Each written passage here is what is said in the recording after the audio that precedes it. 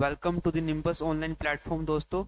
As you know, we are covering the all NCERT is important for the UPSC point of view under the Agas with the NCERT series. So we have started with the geography NCERT. Now we are covering the class 7th NCERT, and today we are going to cover the third chapter, Our Changing Earth. So basically, in the last chapters we have discussed the interior of the earth. उसके अंदर हमने देखा कि rocks and mineral के बारे में, rock cycle क्या है, डिफरेंट टाइप ऑफ रॉक क्या है, कौन कौन से हैं, उसके सारा कुछ हमने कवर किया. जो देखना चाहते हैं वो लास्ट वीडियो लेक्चर्स में देख सकते हैं. So let's start with our new chapter that is our changing earth.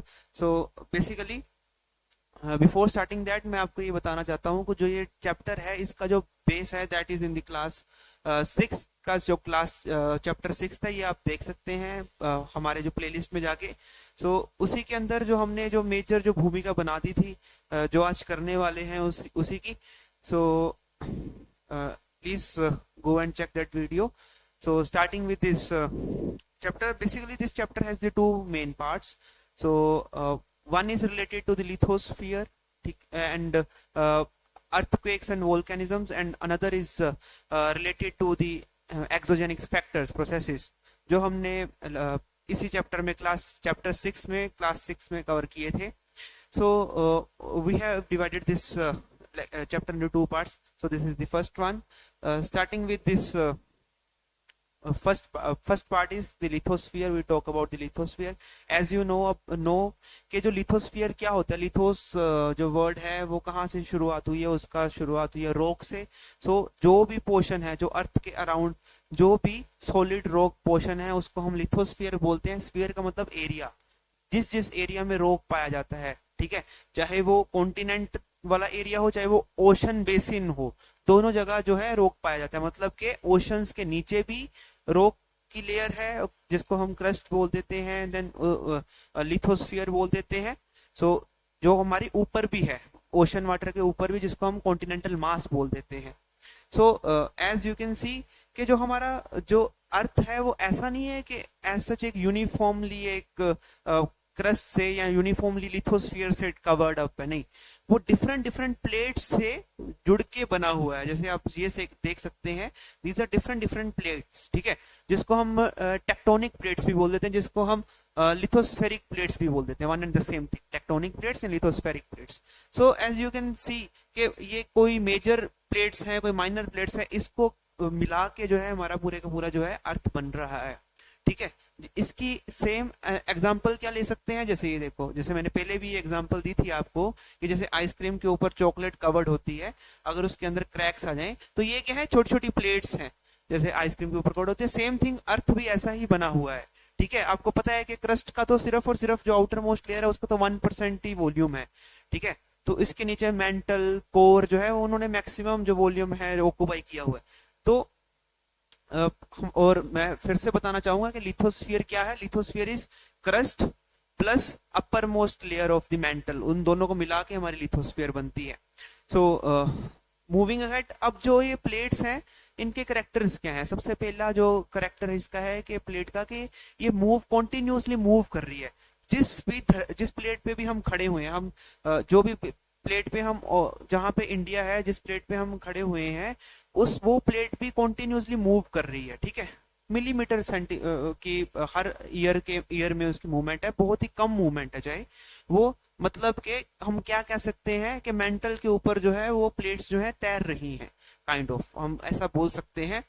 So basically अब ये मूवमेंट होती क्यों है, प्लेट की मूवमेंट जो है वो क्यों हर साल के बाद हम कहते हैं कि मिलीमीटर्स जो है वो डिस्प्लेस हो जा रही है, वो ऐसा क्यों होता क्यों है, इतनी बड़ी लैंड मासेस इतना डिस्प्लेस हो क्यों रही है बेसिकली. सो उसका रीजन पीछे छुपा हुआ है, that is in the convection. ठीक है, वो कन्वेक्शन का क्या रोल है, हमने आर्थर होम्स के बारे में जिक्र किया था कि जब हम कर रहे थे कि उसके बारे में मैंने बोला था कि later on we will come to this.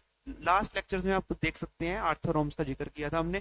So basically the thing is के जो हमारा जो अर्थ है, जो इसको हम लिथोस्फीयर बोल सकते हैं, जो लिथोस्फीयर के जो नीचे है वो है मोल्टन मैग्मा प्रेजेंट है. ठीक है, वो कॉन्टिन्यूसली जो है वो मूव कर रहा है. ठीक है, अब उसकी मूवमेंट करके जब वो कॉन्टिन्यूसली मूव करेगा तो उसके ऊपर जो प्लेट्स हैं वो भी मूव करेगी, ठीक है, तो मूवमेंट ऑफ प्लेट होगी। अब जब प्लेट मूव करेगी उससे क्या होगा, जो सरफेस पे भी चेंजेस आएंगी, सब सरफेस पे चेंजेस आएंगी तो काफी नए लैंडफॉर्म्स क्रिएट होंगे।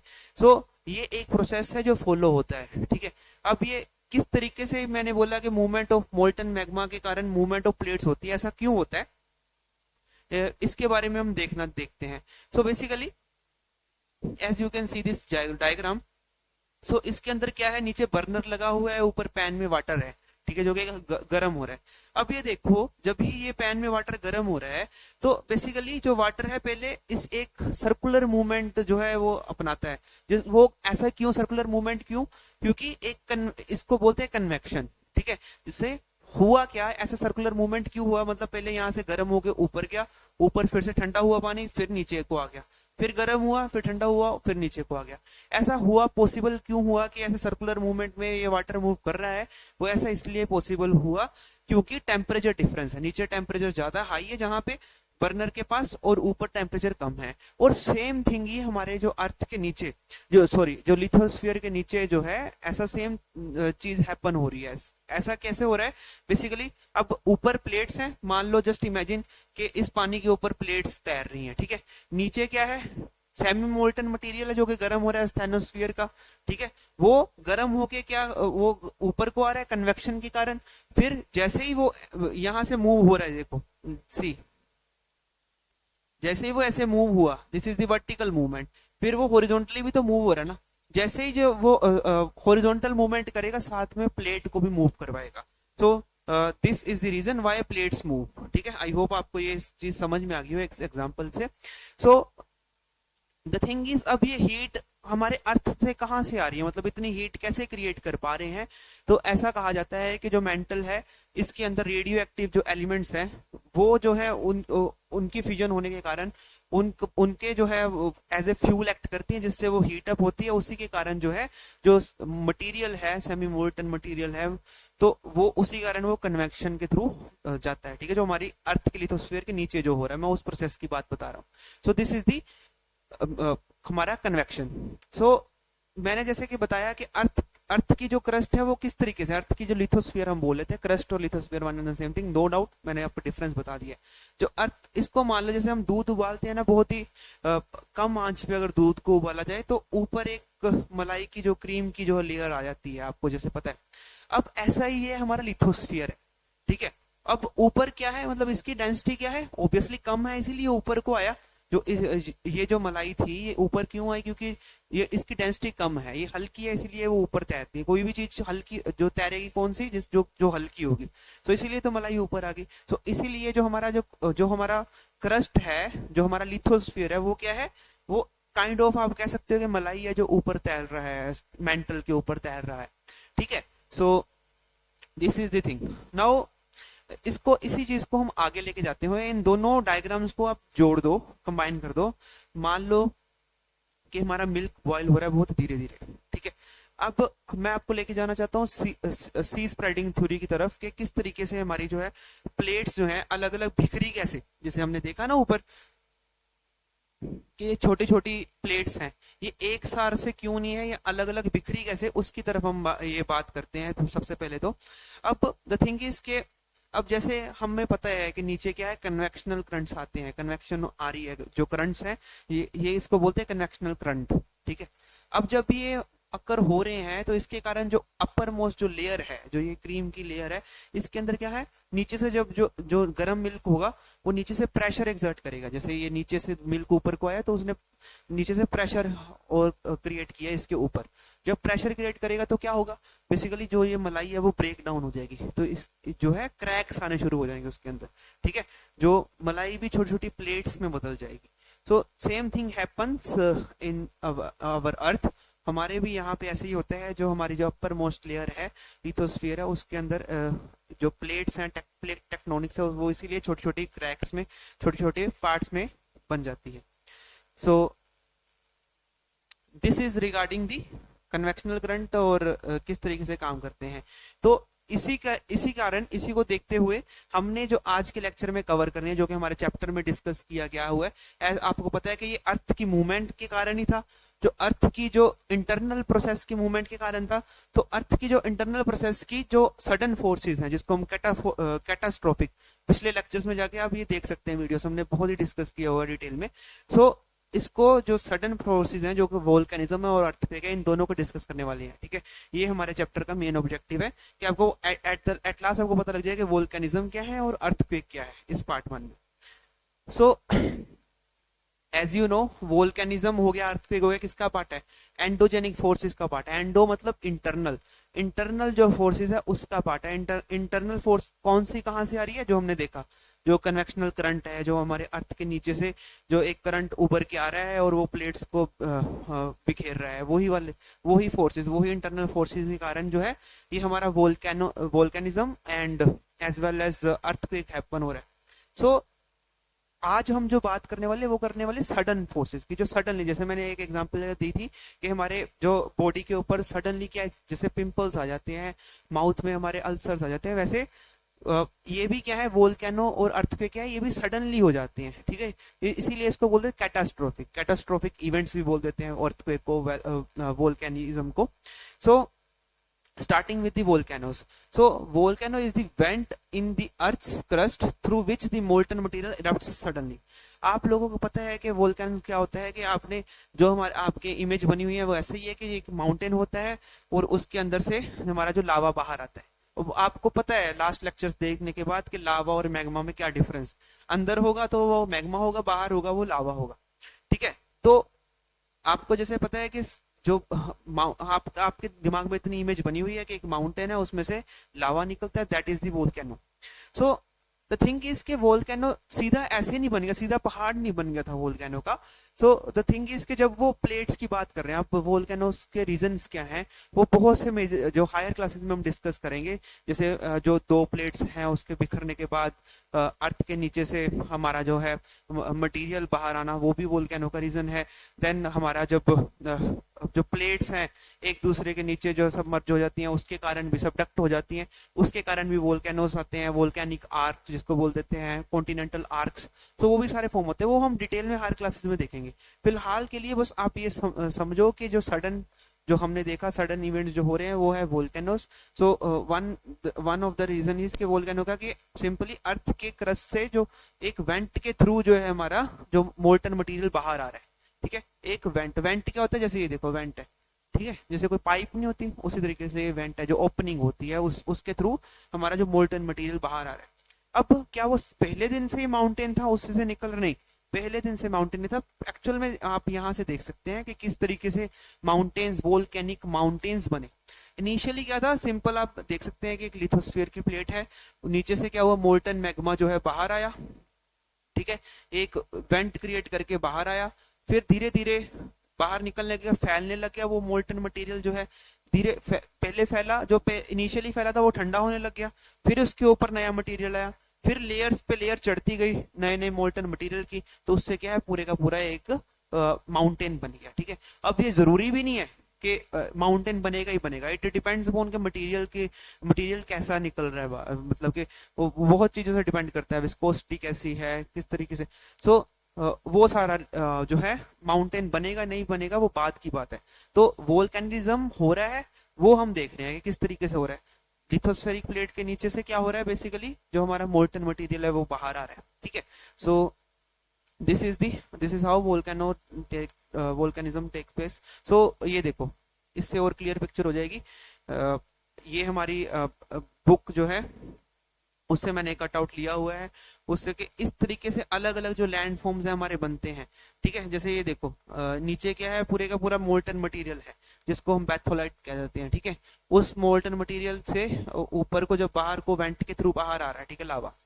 ठीक है, उसके बाद में आप देखो अलग अलग जो सॉफ्ट एरियाज होंगे उसके अंदर क्या होगा, एंटर कर जाएगा ये लावा सारा का, सॉरी ये मैग्मा सारा का सारा एंटर कर रहा है। ठीक है, जब इनसाइड होगा तब उसको मैग्मा बोलेंगे। तो मैग्मा अलग अलग एंटर कर जाएगा, अलग अलग एरिया अपना ढूंढ के, जहां जगह मिल रही है, जहां उसको इजीली जा पा रहा है तो वहां पे चले जाएगा।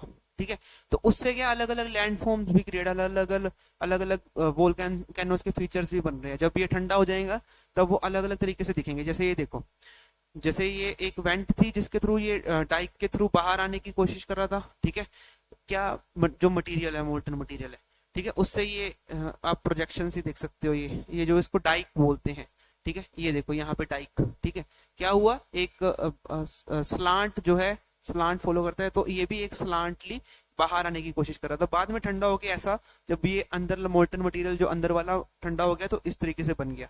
देन सिल, ये देखो सिल जो आप हॉरिजॉन्टल देख सकते हो, ये भी क्या है, हॉरिजॉन्टली बनी हुई है। So this is the example, ठीक है, बाकी सारे भी हैं जो आप अलग अलग सिल, डाइक, बट इस एनसीईआरटी में अभी बात नहीं करी हुई, तो इसके डिटेल में हम नहीं जाएंगे इनके फीचर्स के बारे में, ठीक है। सो आप ध्यान से देखो कि वोल्केनिक माउंटेन के कौन कौन से फीचर्स, लेबलिंग जो है आप ध्यान से देख सकते हैं। इसको बोलते हैं क्रेटर, जो ऊपर वाला एरिया होता है जो जहां से लावा जो है बाहर आता है, so that is the crater. तो जब ये वोल्केनोस बंद हो जाते हैं बिल्कुल, जब ये डोरमेंट हो जाते हैं, उस केस में जो क्रेटर है उसके अंदर पानी भर जाता है और वो लेक बन जाती है पूरी, ठीक है, क्रेटर लेक्स भी बन जाती है, इसी कारण उसको क्रेटर लेक्स बोल देते हैं, ठीक है। अगर ये वोल्केनो बंद हो जाए, ऊपर क्या रह जाएगा, सिंपल एक प्लेन एरिया रह जाएगा जिसके अंदर पानी भर जाएगा, so that is crater lake. और आप ये भी देखो कि ऐसे नहीं है कि वो सीधा ऊपर कोई वोल्केनो जाएगा और वो ऐसे डाइक्स के थ्रू भी जो है ये जो हमारा मोल्टन मटेरियल है वो बाहर आ सकता है। डाइक्स मतलब जो एक पर्टिकुलर एंगल पे जब वो मोल्टन मटेरियल बाहर निकले, तो दैट इज डाइक, ठीक है। तो क्या बाहर आ रहा है उसके साथ साथ, और मोल्टन मटेरियल के साथ साथ गैसेस और एश, ठीक है, जो जिसको हम राख बोल देते हैं। सो this was about the volcanoes, ठीक, इस तरीके से। अब मैंने कोजेस भी आपको बताया कि कोजेस क्या है, बेसिक कोजेस जो मैंने बताया कि प्लेट टेक्टोनिक्स वाले, वो पूरी डिटेल में हायर क्लासेस में करी जाएंगे, ठीक है। और क्या क्या कोजेस और कौन कौन से टाइप्स के हमारे वोल्केनोस हैं, ठीक है, वो सारा बस आपको बेसिक इन्फॉर्मेशन पता होना चाहिए कि अब कि वोल्केनोस एक्चुअली है क्या, हुए क्यों। एक तो अगर हम देखेंगे मिड ओशियानिक रीजन है, वहां पे भी वोल्केनिज्म हो रहा है, चाहे वहां पे वोल्केनो माउंटेन्स बने ना बने, पर वोल्केनिज्म हो रहा है। अब मिड ओशियानिक रीजन क्या है, आपका नेक्स्ट क्वेश्चन ये होगा। तो जब तक आप हायर क्लासेस पे नहीं पहुंचे तब तक के लिए आप ये क्वेश्चन जो है अपने नोट्स में साइड पे रख लो, वो सारे के सारे आपके डाउट्स जो है वो सोल्व हो जाएंगे, ठीक है। या हमारी हम आइलैंड की आर्क्स होती है आर्कियोलॉजिस्ट की, वो सारी भी क्या है, वो इसी वोल्केनोइज्म की वजह से ही हम देखेंगे कि किस तरीके से वो बनते हैं, ठीक है। आइलैंड आर्क्स कैसे बनती है, कॉन्टिनेंटल आर्क्स कैसे बनती है, तो वो सारा वोल्केनिज्म के करके ही है। सो इवन के हमारा जो डेक्कन प्लेट्यू है वो क्यों बना है, वो इसी वोल्केनिज्म की वजह से ही बना है, जो हम डेक्कन प्लेट्यू बोलते हैं ना। तो बेसिकली क्या है, अंदर से जो लावा बाहर आया, वो ठंडा मोल्टन डाउन हो गया, तो उसकी जब ऊपर वेदरिंग हुई, ठीक है, सॉइल बना उसके ऊपर, वहां उसी के साथ ही जो है हमारा डेक्कन प्लेट्यू बना हुआ। सो this is the same volcanism की वजह से ही बना हुआ है, ठीक है। सो नेक्स्ट जो हम कैटास्ट्रोफ देखने वाले, that is the earthquake. So earthquake क्यों होता है basically, so the thing is earthquake है क्या, सबसे पहला सवाल तो ये, व्हाट के बारे में पहले तो जानते हैं कि व्हाट इज अर्थक्वेक। जो हमने देखा कि छोटी छोटी प्लेट्स थी जिससे अर्थ पूरा कवर्ड अप है, तो जब वो मूव करेंगी, ठीक है, तब उनके जो हम प्लेट्स के अंदर क्या होगी, वाइब्रेशंस होंगी। जब ही वो वाइब्रेशंस होंगी तब अर्थक्वेक्स पैदा होगा। अब ऐसा है कि जैसे अभी भी हम खड़े हैं, तो स्मॉल डिग्री पे, स्मॉल मैग्नीट्यूड पे तो बहुत अर्थक्वेक अभी भी आ रहा है हमें, जो कि फील नहीं होता, ठीक है। पर जब ज्यादा एनर्जी जो है रिलीज होती है, उस केस में हमें फील होता है, उसकी जो मैग्नीट्यूड है वो हाई होता है, ठीक है। मान लो कि 7 से ज्यादा हाई है, तो that is destructive earthquake. So 7 Richter scale क्या है, वो भी हम बात करते हैं अभी लेटर ऑन इन लेक्चर।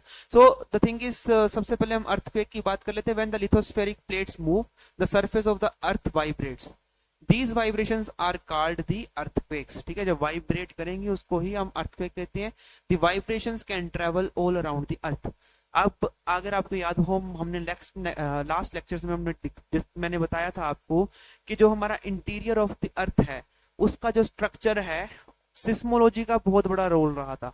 अब सिस्मोलॉजी का कैसे रोल रहा था, बेसिकली यही रोल रहा था कि जो वाइब्रेशंस होती हैं, जो जब जब अर्थक्वेक आते हैं तो वाइब्रेशंस होती हैं, ठीक है। मान लो कि किसी अर्थ के एक पॉइंट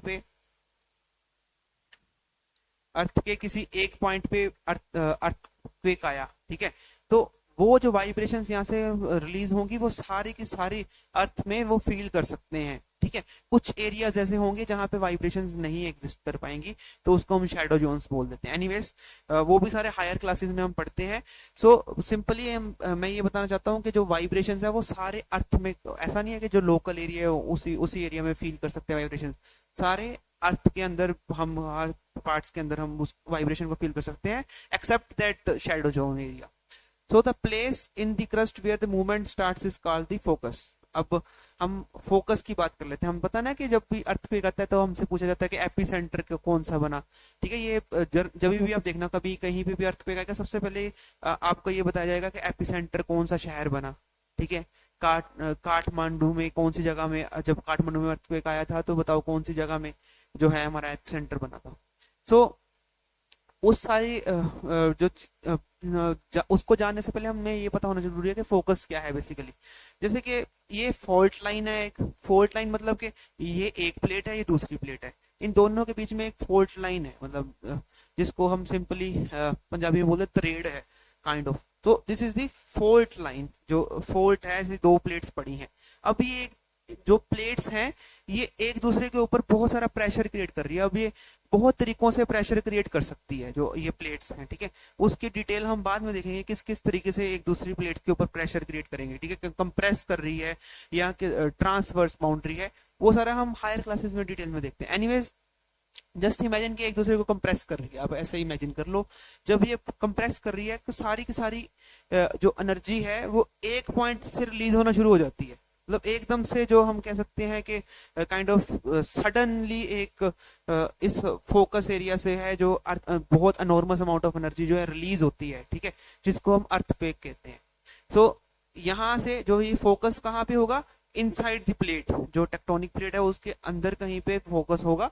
ठीक है, जहां जहां पे पूरी एनर्जी रिलीज होती है। यहां से जब एनर्जी रिलीज हुई तो बिल्कुल इसके ऊपर वाला पॉइंट,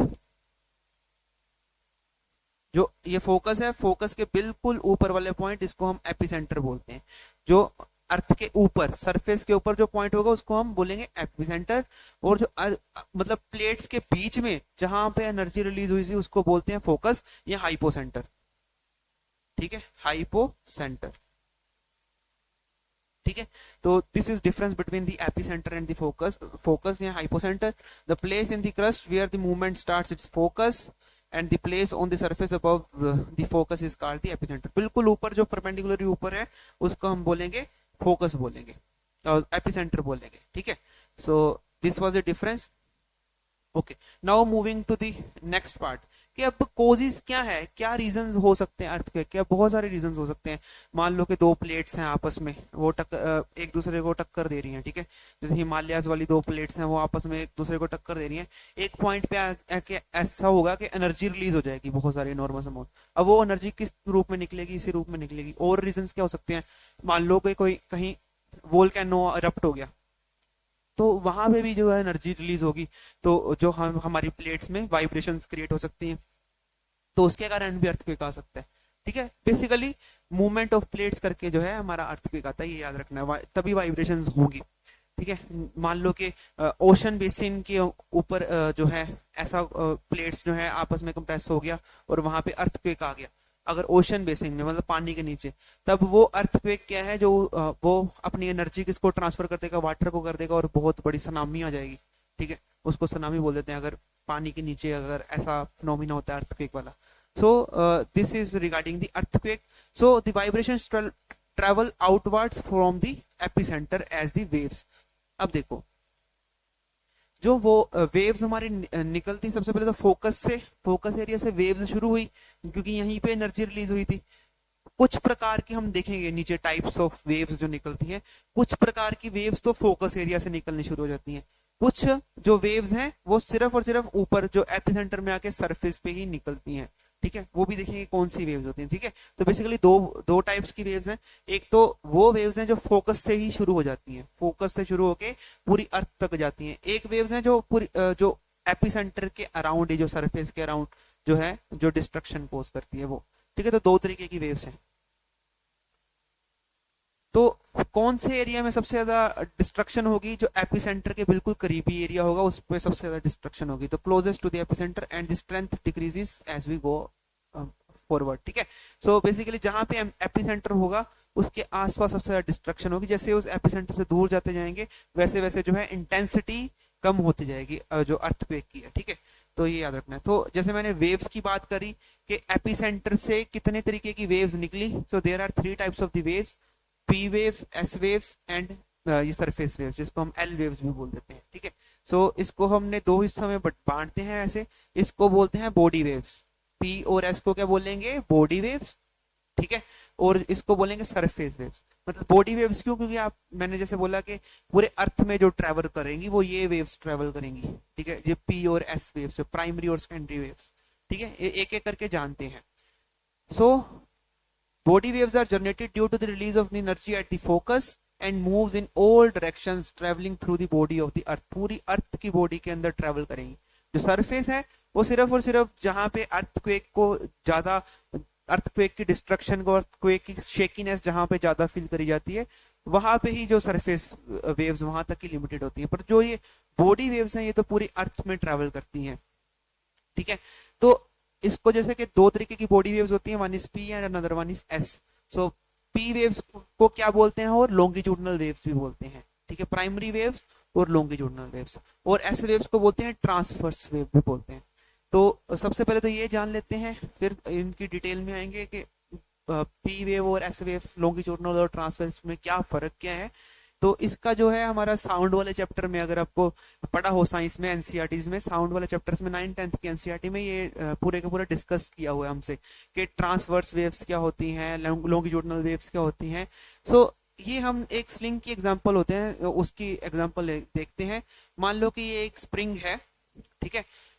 मतलब अगर स्प्रिंग को एक एंड से पकड़ के अप डाउन मूवमेंट करवाएंगे तो उसकी ऐसी वेव बनेगी, ठीक है। अब सिंपली इसकी और एग्जांपल क्या है, मान लो कि आप एक रस्सी बांध लो सामने किसी दीवार पे किसी भी हिंज के साथ, और दूसरे एंड पे अपने हाथ से वो रस्सी पकड़ लो। अगर आप उसको अप डाउन मूव करोगे तो ऐसी वेव्स क्रिएट हो जाएंगी, ठीक है। सो इसको बोलते हैं ट्रांसवर्स वेव। मतलब जो पार्टिकल का मूवमेंट है, पार्टिकल मतलब जो इसके अंदर, जैसे मान लो इस स्प्रिंग की बात कर लेते हैं, जिसके पार्टिकल्स कैसे मूव कर रहे हैं इस स्प्रिंग के, वो अप डाउन मूव कर रहे हैं। बट जो हमारी जो वेव किस डायरेक्शन में जा रही है वो दूसरी डायरेक्शन में जा रही है, मतलब कि 90 डिग्री बना रही है ना। जैसे अप डाउन मूवमेंट तो हो रही है इस डायरेक्शन में, अप डाउन मूवमेंट तो हो रही है इस डायरेक्शन में, पर जो वेव किस डायरेक्शन में जा रही है, इस राइट हैंड साइड पे जा रही है। तो कितना एंगल बना, 90 डिग्री का। तो यहाँ पे क्या होता है, परपेंडिकुलर होता है, ठीक है। पार्टिकल की मूवमेंट और वेव किस डायरेक्शन में प्रोपेगेट करती है, दोनों क्या है, परपेंडिकुलर टू ईच अदर है, ठीक है जी। और अब सेकंड बात कर लेते हैं लॉन्गिट्यूडनल वेव्स की, जिसको हम sound waves are the longitudinal waves, ये एग्जांपल हम सुनते आए। तो जैसे मैं बोल रहा हूं, आपके जो स्पीकर्स हैं उससे भी जो साउंड निकल रही है वो इस फॉर्म में निकल रही है, कभी कंप्रेशन कभी एक्सपेंशन, कभी कंप्रेशन कभी एक्सपेंशन। इसीलिए इसको कंप्रेशन फोर्स वेव भी बोलते हैं लॉन्गिट्यूडनल वेव्स को। तो बेसिकली क्या होता क्या है, जैसे पार्टिकल्स हैं, जस्ट इसकी स्प्रिंग की एग्जांपल ही लेते हैं। अगर इसको स्प्रिंग को बैक एंड फोर्थ मूव करो, आगे पीछे को मूव करोगे, तो स्प्रिंग ऐसी एक आपको देखने का मौका मिलेगा कि इस तरीके से वेव आगे प्रोपागेट करेगी। तो इसमें पार्टिकल कैसे मूव हुआ, लेफ्ट राइट, और जो वेव भी कैसे प्रोपागेट कर रही है, इसी डायरेक्शन में, जहां जिस डायरेक्शन में पार्टिकल मूव हो रहा है उसी डायरेक्शन में वेव प्रोपागेट करती है, ठीक है। इसको लॉन्गिट्यूडनल वेव बोलते हैं, ठीक है। तो यहाँ पे एंगल कितना बना रहे हैं, 0 डिग्री का एंगल बना रहे हैं। सो एनीवेज कैसे होगा, एक जगह पे कंप्रेशन होगा, ठीक है, जहां पे एक जगह पे एक्सपेंशन हो जाएगा। मतलब यहाँ पे आप खुद देख सकते हो, यहाँ पे कंप्रेस्ड है स्प्रिंग, यहाँ पे एक्सपेंशन है, फिर ये कंप्रेशन एनर्जी आगे ट्रांसफर हो जाएगी, फिर ये एरिया कंप्रेस हो जाएगा और ये एक्सपैंड हो जाएगा। ऐसे ही वो आगे ट्रांसफर होती जाएंगी, ये कंप्रेशन एक्सप्रेशन आगे, एक्सपेंशन आगे ट्रांसफर होती जाएंगी, और ऐसी एनर्जी जो है, साउंड एनर्जी जो है हमारे तक पहुंचेगी। या और जो वेव्स हैं, जैसे अर्थक्वेक की वेव्स हैं, एस वेव्स हैं, हमारे मतलब कि कहीं पे भी हम फील कर सकते हैं, ठीक है। So this is difference between the transverse wave and the longitudinal waves. I hope आपको ये समझ में आया होगा, ठीक है। Now back to this P waves जो कि लॉन्गिट्यूडनल वेव्स हैं, ये याद रखना वेरी इंपॉर्टेंट। सो इसकी एग्जांपल क्या है लॉन्गिट्यूडनल वेव्स की, और साउंड वेव्स भी इसकी एग्जांपल है। सो सबसे ज्यादा फास्ट कौन सी है, मतलब मैंने आपसे 3 वेव्स जो डिस्कस करी, एक पी और एक एस और एक सरफेस वेव्स, ठीक है, जिसको एल वेव्स बोल देते हैं। तो इन तीनों में से सबसे जो फास्ट है वो है पी वेव्स, ठीक है, ये याद रखना है। तो P waves is fastest of them all. और उसके अंदर भी जो पी वेव है वो आप देख सकते हैं तीनों में, चाहे वो सॉलिड में, लिक्विड में, गैसेस में, तीनों के थ्रू वो पास कर सकती है जो पी वेव्स है, ठीक है। तो मतलब अर्थ के अंदर चाहे सॉलिड मटेरियल हो, अर्थ के अंदर चाहे लिक्विड हो, वो दोनों से पास करेगी, ठीक है, क्योंकि गैसियस तो है नहीं, गैस तो है नहीं ना अर्थ के नीचे, बहुत ही कम है। So the thing is solid और लिक्विड दोनों से पास कर सकती है। बट अगर हम एस वेव्स की बात करें, नहीं, वो जो है लिक्विड्स के थ्रू पास नहीं कर सकती, वो सिर्फ और सिर्फ सॉलिड स्टेट के थ्रू पास कर सकती है एस वेव्स, ठीक है। ये दोनों के बीच में बहुत ही मेजर डिफरेंस है, वो आपने याद रखना है, ठीक है। और पी वेव्स की ही अगर हम बात करें, सबसे तेज किसके थ्रू जाती है? सॉलिड्स के थ्रू, देन लिक्विड्स के थ्रू, देन गैसेस के थ्रू, ठीक है। तो सबसे तेज सॉलिड्स के, देन लिक्विड्स के, देन गैसेस के थ्रू ये जाती है, जो ट्रेवल करती है।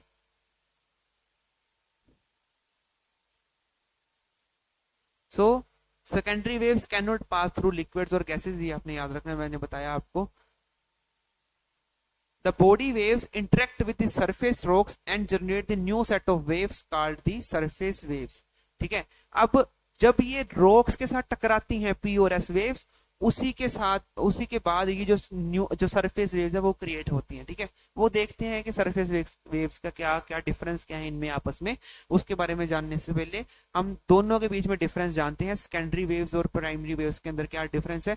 जैसे primary waves can travel through liquids and solids, सभी से गैसेस के थ्रू भी ट्रेवल हो सकती है, but secondary waves only through solids. Then primary waves push and pull the material as they move through the earth. Push and pull का मतलब longitudinal waves है, आगे पीछे को, back and forth, that's why this is primary waves.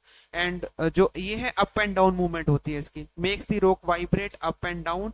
और side wise मतलब के left और राइट इस तरीके से भी, ठीक है, चाहे प्रोपागेशन आगे को होनी जो, पर लेफ्ट राइट ऐसे मूव कर रही है, तो उसको भी हम क्या बोलेंगे? ट्रांसवर्स मूवमेंट ही बोलेंगे। ट्रेवल्स अबाउट 8 किलोमीटर पर सेकंड, हाँ। और पी इसकी सबसे ज्यादा स्पीड होती है, और इसकी जो स्पीड है वो कम है, 4.5। In P wave, S wave और सरफेस वेव में सबसे ज्यादा स्पीड किसकी है? इसकी, प्राइमरी की। अगर अर्थ पे कहीं फोकस पे ओरिजिनेट हो रहा है, तो सबसे पहले जो एपिसेंटर पे कौन सी वेव आएगी? पी वेव्स हम फील कर सकते हैं, ठीक है। चाहे इसका जो इसका हम शेकीनेस इसके कारण बहुत कम होगी, बट फिर भी सबसे पहले फील की जा सकती है। जो हमारे इंस्ट्रूमेंट्स है वो सबसे पहले पी वेव्स को फील कर सकते हैं। इसीलिए आपको अगर याद हो कि ऐसा कहा जाता है कि जो एनिमल्स हैं उनको पहले ही पता, सेंस कर लेते हैं वो, कि फिशेज वगैरह, डॉग्स वगैरह, कि हमारा अर्थ पे आने वाला है, बेसिकली वो पी वेव्स को सेंस कर लेते हैं, तो ऐसा माना जाता है। So cause the first movement you feel in the earthquake, सबसे पहली मूवमेंट ये यहाँ ही फील होती है। Usually cause more building damage, तो ये पी वेव से ज्यादा डिस्ट्रक्शन एस वेव्स क्रिएट करता है। ऐसा नहीं है कि एस वेव सबसे ज्यादा डिस्ट्रक्शन, इससे भी ज्यादा जो एल वेव्स है, जिसको सरफेस वेव्स है, वो क्रिएट करते हैं, तो इतना याद रखना है आपने। देन इन दोनों के बीच में कॉमन क्या चीजें हैं? Originate from the same focus, as we know के फोकस से ही ओरिजिनेट होती है दोनों। Begins at the same times, can be felt at the earth surface, ठीक है। सेम टाइम पे ओरिजिनेट होंगी और सेम प्लेस पे ओरिजिनेट होंगी। So can be felt at the earth surface, earth surface पे तो फील की जाएंगी। मैंने तभी तो बोला कि सबसे पहली जो मूवमेंट जो है ये इसी की फील होती है, ठीक है। So this was about the body waves. Now coming to the surface waves. Surface waves, as we told के जो जो बॉडी वेव्स हैं, जब वो रॉक्स से टकराई, जो सरफेस वाले रॉक से टकराई, तो उन्होंने जो वेव्स जो क्रिएट करी, दैट वाज सरफेस वेव्स, ठीक है। सो जैसे आप ये देखते हो, ये मान लो कि अपर मोस्ट ये लेयर है अर्थ की, तो इस तरीके से जो अर्थ की लेयर के अंदर ये ऐसी शेकीनेस आ गई, so that is the surface wave, इस तरीके से, ठीक है।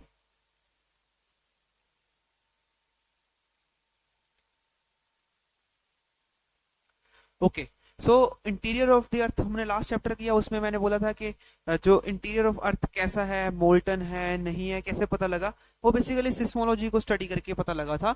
तो ये वैसे इस चैप्टर में नहीं गिवन है, बट फिर भी मैं बताना चाहता हूँ, क्योंकि हम उन्होंने बोला है कि चैप्टर में अगर आप देखें तो वहां पे मेंशन्ड है कि 3 तरीके की वेव्स होती है और उनके कैरेक्टर्स आपको बताना चाहिए, तो उसी के एसोसिएटेड ही ये हमारा जो है टॉपिक है। और द थिंग इज के हायर क्लासेस में भी आपके ये काम आने वाला है, तो तब मैं दोबारा रिपीट कर दूंगा। तो द थिंग इज के अब मान लो कि किसी पॉइंट पे, ठीक है, किसी भी पॉइंट पे अर्थक्वेक जो है क्रिएट हो गया, ठीक है। अर्थक्वेक यहाँ पे मान लो ये क्रिएट हो गया, तो जिस पॉइंट पे वो क्रिएट हो गया वहां से क्या निकलेंगी, पी वेव्स और एस वेव्स निकलेंगी। जब वो सरफेस पे रीच करेंगी तो सरफेस वेव्स भी निकल आएंगी, ठीक है। तो जिसको हम एल वेव्स भी बोल देते हैं, लव वेव्स बोल देते हैं। तो सबसे ज्यादा डिस्ट्रक्शन जो कौन सी वेव करती है, love waves, L wave, surface waves create करती है। Anyways coming to this point कि मान लो कि यहां से जो है वेव्स शुरू हुई, वेव्स जो है पूरी अर्थ में ट्रेवल करना शुरू कर देगी, ठीक है।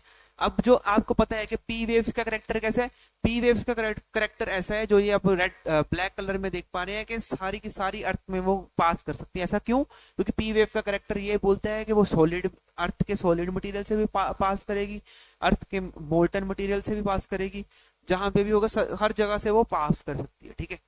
ये करेक्टर है हमारा पी वेव्स का। पर एस वेव्स का क्या करेक्टर है, वो सिर्फ और सिर्फ जो है हमारा सॉलिड मटेरियल से या semi solid semi molten material से पास कर सकती है।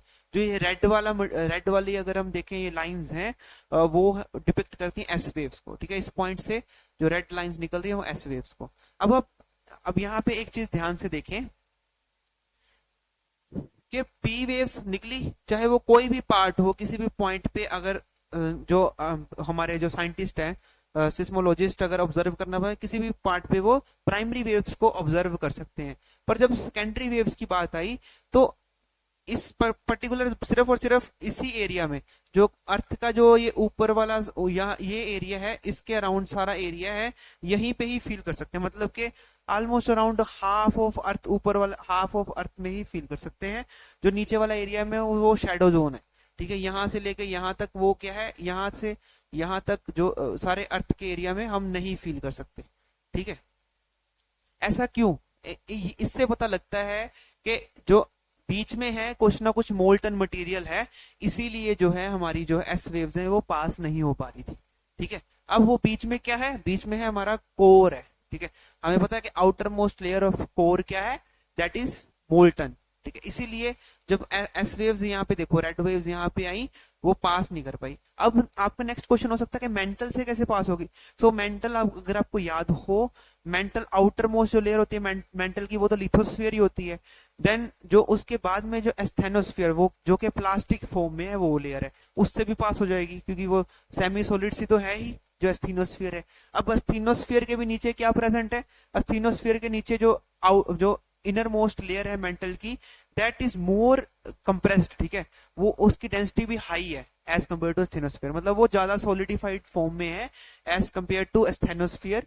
तो इसलिए वहां से भी पास होगी ही होगी जो हमारी एस वेव्स हैं।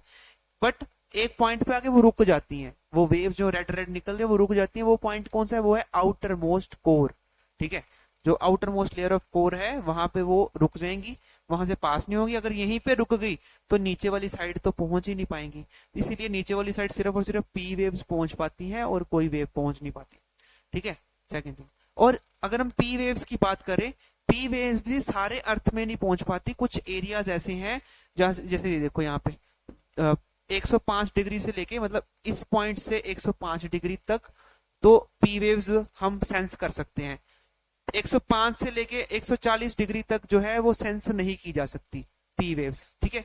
क्यों? क्योंकि वो रिफ्रैक्शन करके होता है वो। एनीवेज वो डिटेल में हम बाद में देखेंगे हर क्लासेस में। तो यहाँ पे वो शैडो जोन है, फिर शैडो जोन खत्म होता है, फिर इस एरिया में वो सेंस की जा सकती है। फिर यहाँ पे फिर से वो जो है जो एरिया है यहाँ पे सेंस नहीं कर सकते, ठीक है, क्योंकि अर्थ इज सिमेट्रिक।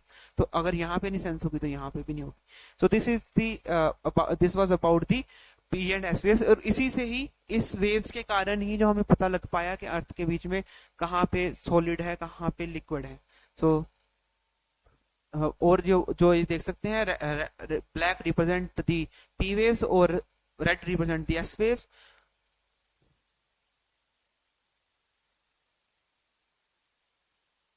और बीच में जो शैडो जोन है वहां पे कोई भी वेव नहीं सेंस कर पाए। और जो नीचे बिल्कुल साउथ के पास वाला एरिया, साउथ नहीं कह सकते, मतलब जहां पे अर्थक्वेक आया था उसके बिल्कुल ऑपोजिट वाले एरिया की अगर हम बात करें, वहां पे सिर्फ और सिर्फ पी वेव सेंस कर पाए थे, ठीक है। और सबसे ज्यादा इंटेंसिटी किसकी होती है?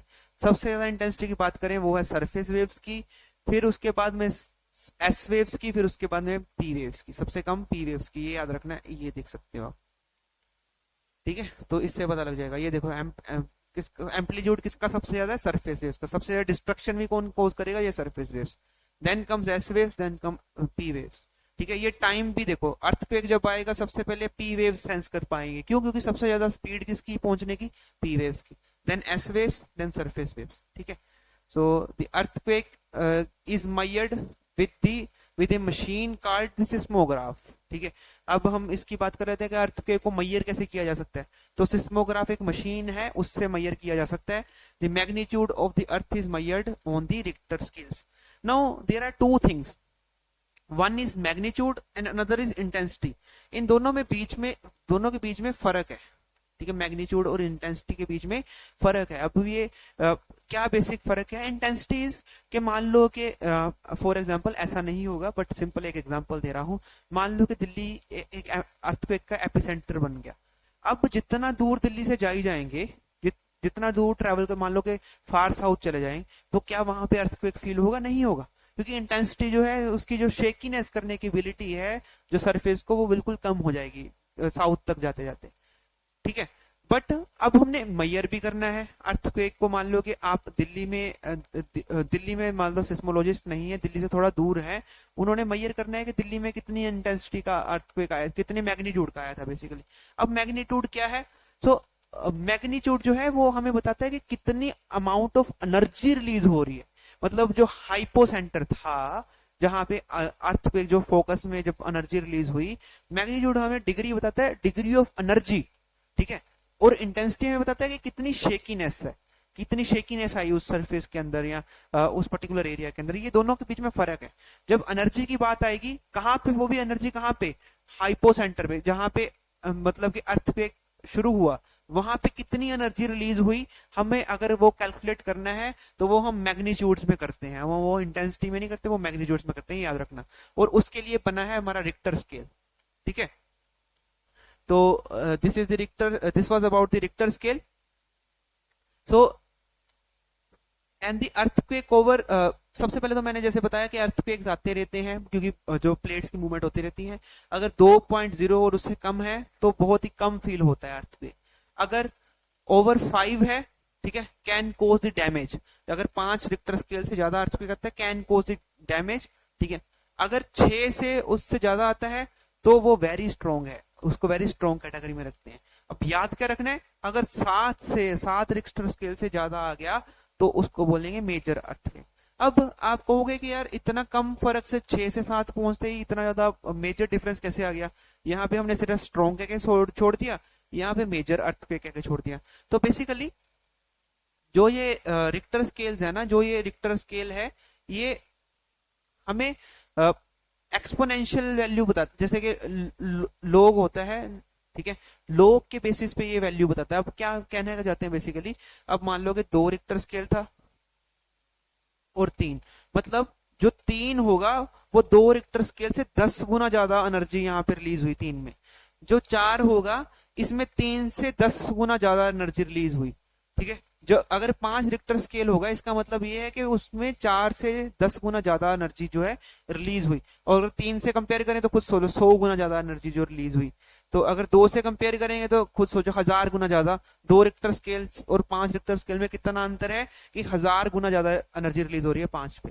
So this is the Richter scale, जो कि लोग के टर्म्स में जो है हमारा जो अर्थक्वेक को मेजर कर रहा है। So this was about the sudden movement, जो कि आज हमने कवर करी इस पार्ट 1 में। और पार्ट 2 में हम क्या शुरू करेंगे, जो एक्सोजेनिक फोर्सेस जो हमने बात करी थी इस चैप्टर के पार्ट 2 में, हम वो कवर करेंगे। आई होप आपको ये समझ में आ गया हो, वोल्केनिज्म क्या है, अर्थक्वेक क्या है, वोल्केनिज्म और माउंटेन्स में क्या फर्क है, उसके बारे में हमने डिस्कस किया। अगर किसी को कोई डाउट है तो वो कमेंट बॉक्स में मेंशन कर सकते हैं, हम उस डाउट को जल्दी सॉल्व करने की कोशिश करेंगे। I hope you like this video lecture. So thank you so much all of you. So please share, subscribe our channel so that ऐसा अच्छा कंटेंट आपको आपके लिए बनाता रहे, और वो यही हमारी मोटिवेशन है। अगर आप उसको शेयर कर रहे हैं, लाइक कर रहे हैं, ठीक है, so